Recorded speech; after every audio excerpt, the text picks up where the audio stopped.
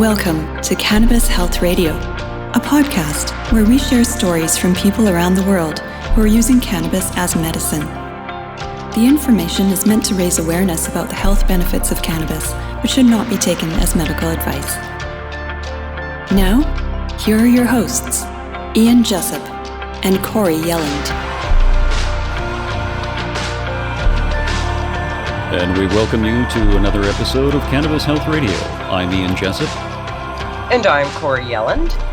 For many months now, we've had a problem with Facebook shadow banning our content. And for those of you who don't know what that is, shadow banning is simply the practice of blocking or partially blocking a user or their content.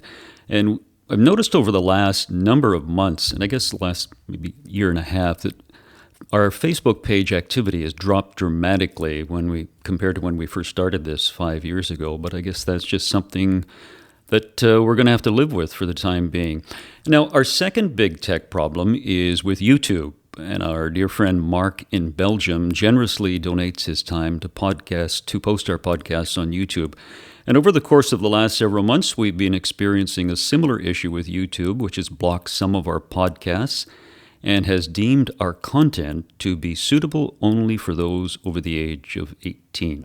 So because of the issues with YouTube, we've switched to Rumble, where you can find all of our podcasts on Cannabis Health Radio. Now, to our guest. Our guest today has dealt separately with 3 different types of cancer since 2005. Joining us to tell her amazing story is Maureen McCormick from Oregon. Maureen, thank you very much for doing this. Hey, thank you for having me. I appreciate having a voice. Maureen, given what you've had to endure over the last 16 years, are you free of cancer today? Yes, I had a scan just, it might be 3 months ago, and a 3D imaging with my breast for the breast cancer, which was the most recent. So I could say that they've done the whole body scan. So yes, I'm totally without disease. That's fantastic. Now, this journey for you started way back in 2005 when you were diagnosed Correct. with malignant melanoma on your left cheek. Tell us about that.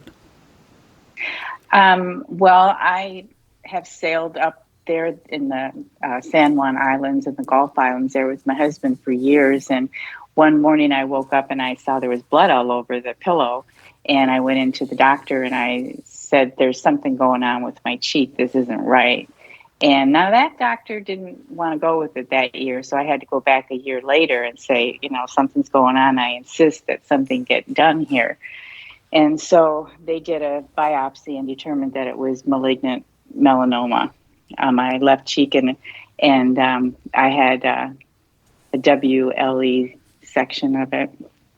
What does that mean, WLE? A wide excision. Oh, I see. Okay. It's just a big hole is another word for a big hole in your body. Wow. And, did they say they got it all when they did that, Maureen?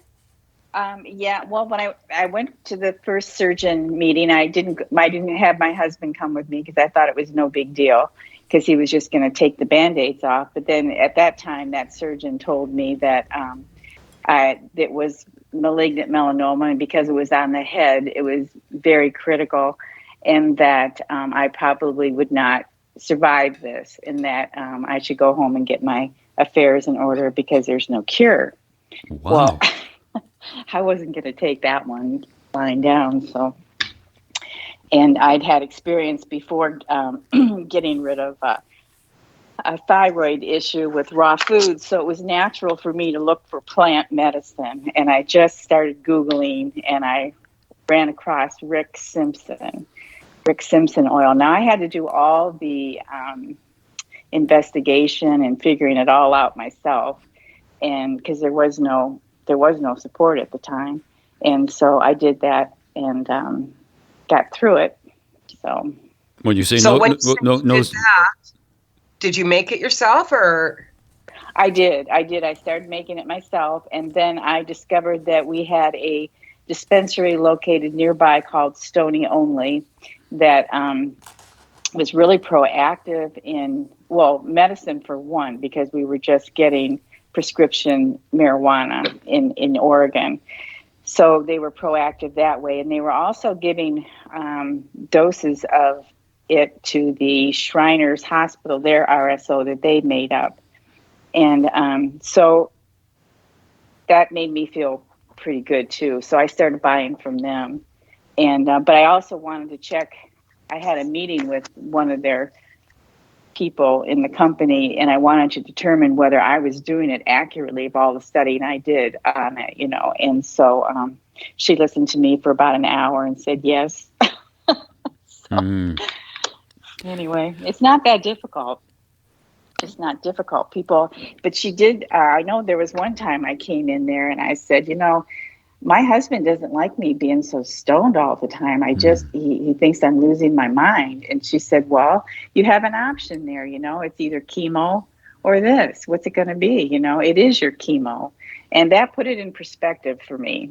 And I just came back and told my husband he's going to have to deal with this for a little while. It's pretty short term, really. 60 days to get to your, 60 days to get to your optimum, and then 30 days to actually take a gram a day. So, and you were doing it all orally? Yes, I was doing mine all orally, pretty much. I was experimenting with, like putting it on my skin and everything. And I didn't start trying any other orifices until I got the ovarian cancer. And that was in, that was in 2012. Maureen, just before we go there, I just want to ask you, with your melanoma on your cheek, were you taking other medications prior to cannabis, or was cannabis your choice at the time? You mean to treat the melanoma? Yes. Yes. No, only cannabis. They offered, after the second, when it came back again, I'm sorry, that cancer actually, from the first surgeon who gave me the death sentence, he actually left a little bit in the margin. So I had another doctor in 2006 do another WLE and bring it from another part of my face and make a bigger hole. But he did a good job. He's a plastic surgeon, and he got it all. And so I felt confident then that I could just keep moving forward with the RSO, and that's what I did. And then after a while, I quit doing that. I didn't really quite understand that whole maintenance dose of a gram a month for the rest of your life. So I just did my edibles on the oils and things. I made very strong oil, and I would take it, at night or in the morning or something. I used it a lot just to keep it off, just to keep it away from me. So the cancer. And how long after you started using cannabis did the left cheek heal? How long did that take? Oh, not very long at all. I was surprised, probably about 6 months or something. And I see the scar. To me, it's big. And because it's right in my middle of my face. Well, actually right on the little left cheek there. But other people don't really notice it. So I guess I'm okay. And I don't really care. It's my warrior scar. Now, when you made your oil for your melanoma, did you make it from multiple strains? I did. I just went there and got whatever they could. I guess I probably got whatever was on sale, honestly. And I got a couple jars of it, and I just started, doing the rinsing with the alcohol, and then rinsing it again, and then cooking it down. It seemed awful cumbersome to make it for what little it came, so I felt better buying it because I could afford to, so I did. And I kept in mind when I was buying it and it was expensive, that chemo is a lot more expensive for other people. Yeah. And it doesn't work, I mean, and sometimes it just seems to me that what I've seen with people, their chemo treatments, is it just comes back with a vengeance for some people. Oh, I've seen that over and over again. Well, we've heard that over and over again, haven't we? And, we have. People, Yeah, Maureen, after you dealt with your melanoma, a few years later, you had what you describe as borderline ovarian cancer. What does borderline ovarian cancer mean? Well, that means you're in like a zero stage 0. It's like, but it's interesting because both my cancers were very low stage because I used marijuana in my life, right? Mm-hmm. And this next one, although it's a very aggressive ovarian cancer, is very aggressive. It gave me a 10-pound tumor, and that's what I went in for because they didn't even discover that. I discovered that. I said, if you take your, down below my pelvic bone there, and I said, you see, it's all that far. And then she was kind of taken away, and so they did a ultrasound on it and saw that it was a big mass. So that was kind of concerning, but for some reason, My God, that must have been uncomfortable. It was. I was like pregnant, right? Yeah. 10 pounds. And so anyway, but I had all the typical things that were symptoms for ovarian cancer, where nothing feels comfortable around your waist, nothing, and you just can't hold your bladder, and food was not appetizing. So those were all, and I pay attention to my body, and those things were not normal. So that's when I went to the gynecologist, and she had been she'd taken something off the tip of my cervix once, but she just said it was precancerous, so I didn't give it any thought. But I guess that might have been a precursor to, or showing that there was something else inside. I don't know. But anyway, when I got that surgery, which was pretty big deal, getting that out, and then recuperating from that, the hormone thing was pretty heavy duty, Did you start on oil immediately, heavy duty oil, when you got that diagnosis? Absolutely, yeah. No, right after the surgery. I always wait for the cancer to come out. I don't know why I do that. I guess it's because I find out about it, get it out, and then start treating it with oil. I think that, to me, is an important part. Just get it out. And I know that there's people with ovarian cancer that, and I understand this, the women want to keep their eggs. They want to keep regular, but you can harvest your eggs too when you're younger. I was actually about 50, I think. So I've already gone through my hormone change and everything, but it was still pretty heavy duty. But then I went immediately and got the RSO and started using that. Yes. And so would you do it through, how often would you do it a day, and how much were you doing?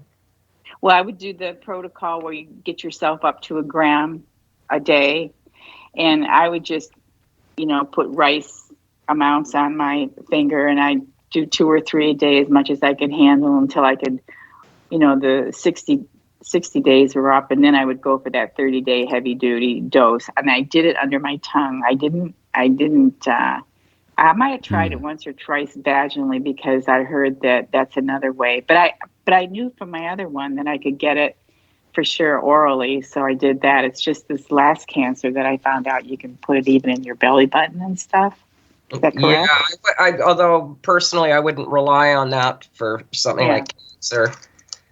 Yeah, I kind of thought that too. Yeah. Maureen, so you start with melanoma on your face. You moved to ovarian cancer with a 10-pound tumor removed. What did the doctors tell you after this huge tumor was taken out? Told me to come back yearly for a pap smear and everything. There's nothing they could do. Oh, okay. Because they took out everything, hysterectomy-wise, even the lining part. I can't remember the name of that, but they took that part out too. So it was pretty extensive. So no, they didn't give me any treatment. So I told them the treatment I was going to do. So, and that's what I did. And what did they do? Run out of the room when you told them?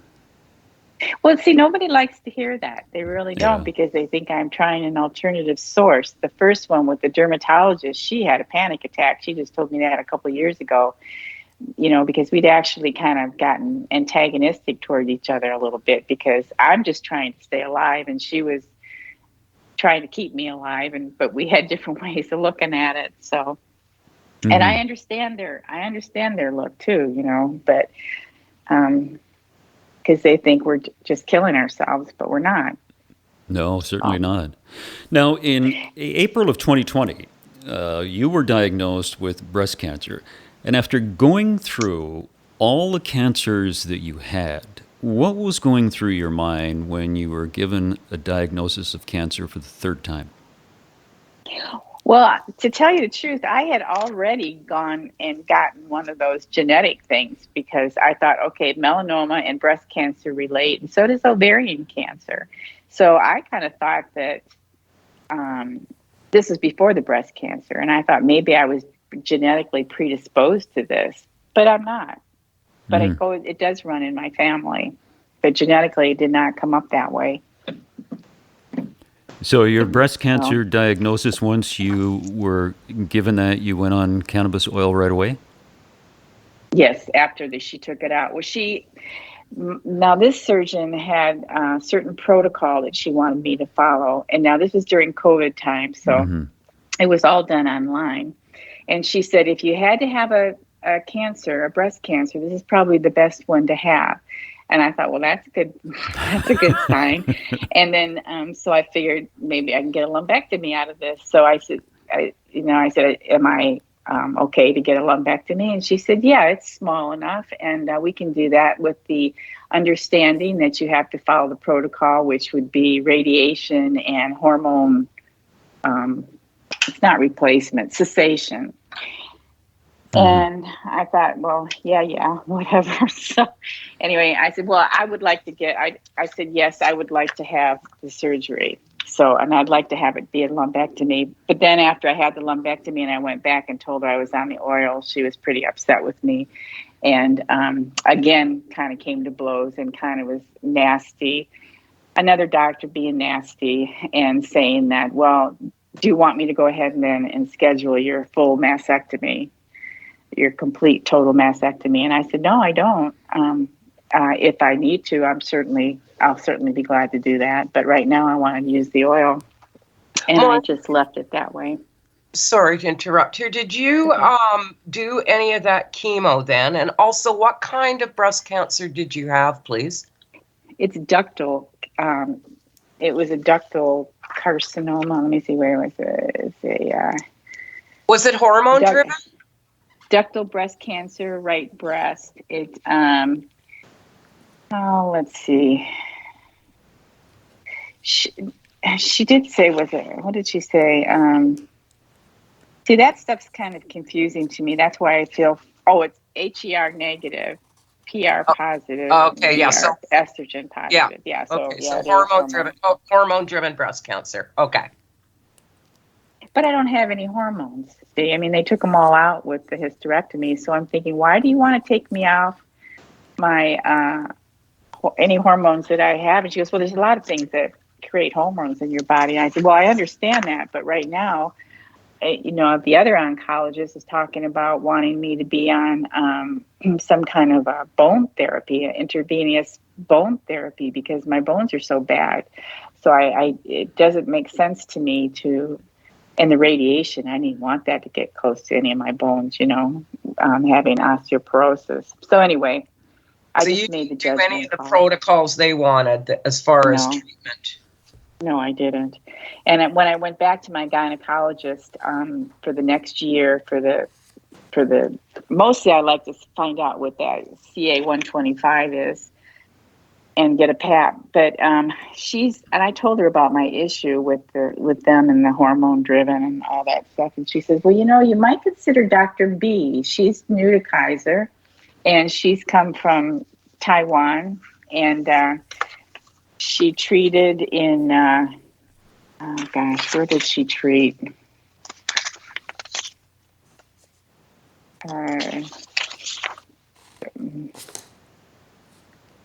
Yeah, the notes you sent us, she was born in Bali, treated people in Taiwan, and she went to San Diego, got her degree. Right.